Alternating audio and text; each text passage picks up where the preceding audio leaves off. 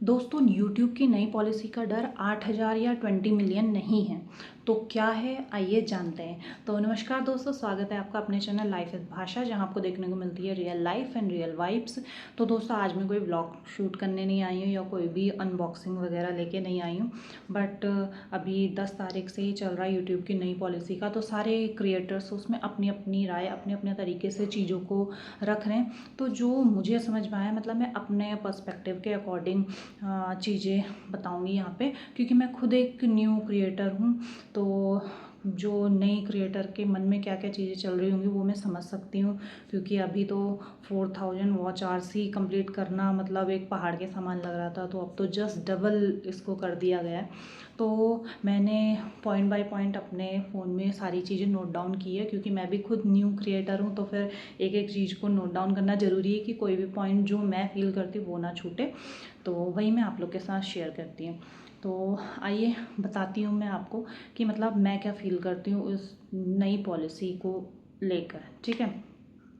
तो जैसे कि मैंने आपको बताया कि मैं खुद एक न्यू क्रिएटर हूँ, और जब मैंने यूट्यूब की ये नई पॉलिसी देखी तो एक पल को मतलब मुझे भी लगा कि डर। अभी तो मतलब 4,000 वॉच आवर्स ही कंप्लीट करना मतलब मुश्किल लग रहा था, तो अब तो ये जस्ट डबल हो गया है। और जैसे शॉर्ट्स में पहले 10 मिलियन था, तो अब वो कर दिया गया है 20 मिलियन। तो इससे मेरे ख्याल से मतलब ये मैं नहीं कहूँगी कि बिल्कुल डरने की ज़रूरत ही नहीं है, बट ये है इसको हम पॉजिटिव वे में भी ले सकते हैं। ये मतलब आप इसे अलग तरीके से भी इसे देख सकते हैं, जो मतलब मुझे समझ में आई है चीज़ें, ठीक है। तो देखिए, मतलब पहले मुझे लगा कि अब तो नए क्रिएटर्स के लिए यूट्यूब पर ग्रो करना बहुत मुश्किल हो जाएगा जिस हिसाब से पॉलिसी आई है।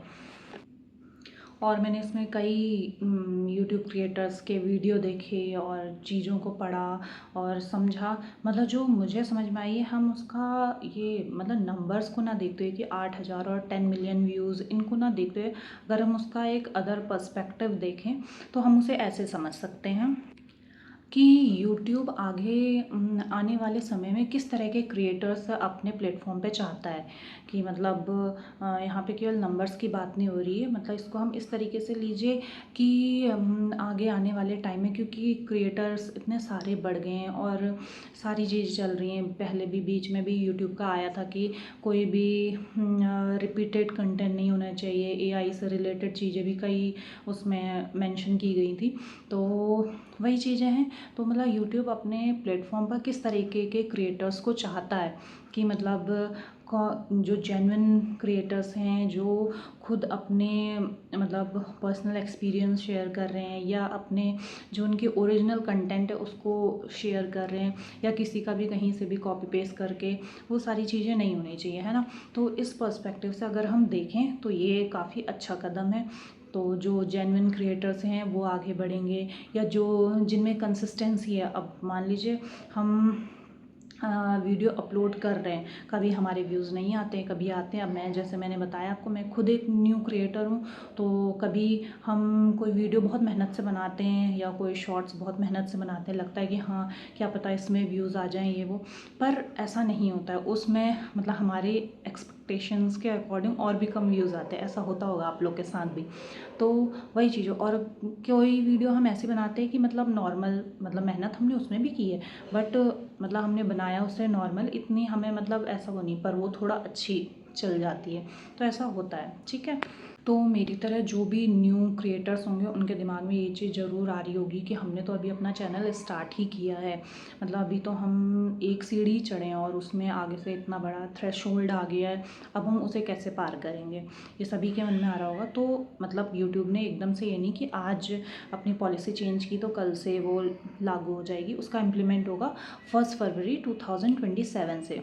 तो अभी हमारे पास काफ़ी टाइम है अगर हम कंसिस्टेंसी से काम करें, और हमें कंटेंट की क्वांटिटी के बजाय कंटेंट की क्वालिटी पर भी ध्यान देना होगा।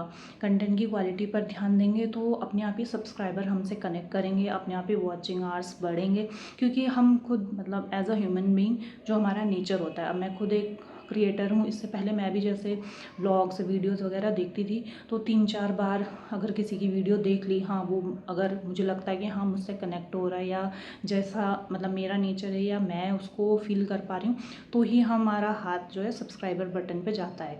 ये हर क्रिएटर के साथ होता है, चाहे वो मतलब अपना चैनल ग्रो कर रहा है या फिर किसी दूसरे का चैनल देख रहा है। मतलब ये जनरल ह्यूमन बीइंग की थिंकिंग होती है, ठीक है, कि मतलब हम उससे कनेक्ट कर पा रहे हैं या नहीं, या हमें उससे एंटरटेनमेंट मिल रहा है या नहीं, ये चीज़ मेन होती है, ठीक है। और जो भी यूट्यूब की ये नई पॉलिसी आई है, ये केवल न्यू क्रिएटर्स के लिए ही है। जो भी पहले के थ्रेशोल्ड को पार कर चुके हैं उन पे ये अप्लाई नहीं होगी। जैसे अभी तक जो है वो 1000 सब्सक्राइबर्स और 4000 वॉच आवर्स है लॉन्ग वीडियो के लिए, और शॉर्ट्स के लिए आपका 10 मिलियन व्यूज़ आपको होने चाहिए, ठीक है। बट अब जो 1 फरवरी 2027 से अप्लाई होगा वो मतलब न्यू क्रिएटर्स के लिए है। तो जो पुराने क्रिएटर्स हैं, अगर वो उस थ्रेशोल्ड को पार कर चुके हैं पुराने वाले, तो वो उनको मतलब ऐसा नहीं है कि उनका चैनल फिर से उसमें आ जाएगा और उन्हें फिर से वो सारी चीज़ें कंप्लीट करनी पड़ेगी, ऐसा नहीं है, ठीक। तो ये सारी चीज़ें जो हैं न्यू क्रिएटर्स के लिए हैं। तो अभी हमारे पास अभी अगस्त का मिड चल रहा है, तो सितंबर, अक्टूबर, नवंबर, दिसंबर, जनवरी,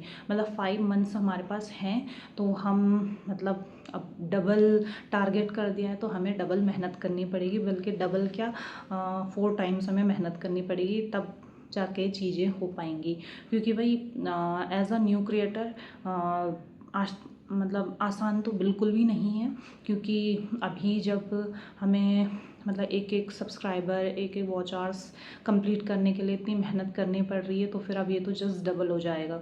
तो कोशिश करिए जितने भी न्यू क्रिएटर्स हैं कि वो 1 फरवरी 2027 से पहले ही अपने थ्रेशोल्ड को कंप्लीट कर लें, जो कि पुराना ही है अभी फ़िलहाल के लिए, 4000 वॉच आवर्स और 10 मिलियन व्यूज़, क्योंकि 1 फरवरी से न्यू थ्रेशोल्ड लागू हो जाएगा, तो फिर तब थोड़ा सा मतलब दिक्कत हो जाएगी।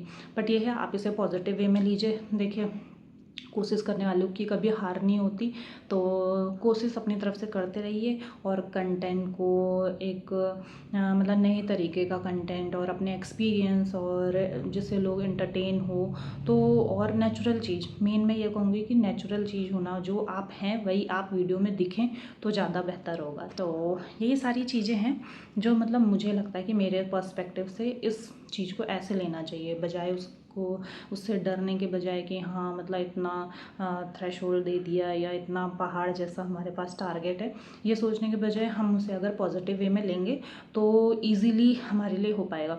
और मेन बात ये है कि मैं यहाँ आके ज्ञान नहीं देना चाहती हूँ, क्योंकि मेन होता है ज्ञान कोई भी दे देता है। देखिए, मोटिवेशनल ज्ञान आपको कोई भी दे देगा, मेन ये है कि हम खुद को किस तरीके से मोटिवेट करके रख रहे हैं, क्योंकि भाई इंसान हैं, कहीं ना कहीं डीमोटिवेट होते हैं। ये सुनने के बाद मुझे भी एक बार को लगा था, बट कोई नहीं, अपनी तरफ से हम 100% देंगे, 200% देंगे, बाकी आगे देखते हैं।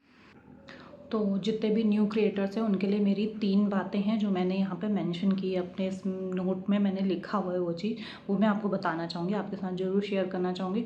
और ये बातें मैं केवल आपको ही नहीं बता रही हूँ, ये मतलब मुझ पे भी लागू होती हैं, और अपने को भी मैं ये चीज़ें याद दिला रही हूँ। कि फर्स्ट नंबर है कि सिर्फ ट्रेंड के पीछे नहीं भागना है। ट्रेंड पर वीडियो बनाइए, लेकिन उसमें अपनी मतलब ओरिजिनल चीज़ें नहीं छुपनी चाहिए। मतलब ट्रेंड बनाइए, क्योंकि भाई ट्रेंड चल रहा है तो उसके अकॉर्डिंग हमें चलना पड़ेगा, तो बट उसमें आपका भी कुछ एक मतलब आपके एंगल से वो चीज़ क्या है, उस तरीके से हमें ट्रेंड को फॉलो करना चाहिए। दूसरा नंबर, क्वांटिटी के चक्कर में क्वालिटी मत खोइए। मतलब क्वांटिटी आप बनाए जा रहे हैं वीडियो, बट उसमें क्वालिटी नहीं है, तो वो फिर चीज़ें हो जाएंगी। तो ये मैं भी खुद अपने पर भी लागू कर रही हूँ कि मतलब जहाँ पे मेरे जो भी मतलब गलतियाँ हो रही हैं या जो मुझे सुधार करने की ज़रूरत है, जो कि मुझे पता है कि हाँ मुझे यहाँ पे चीज़ों को सही करना है, तो वो चीज़ें मैं अपनी तरफ से कोशिश कर रही हूँ।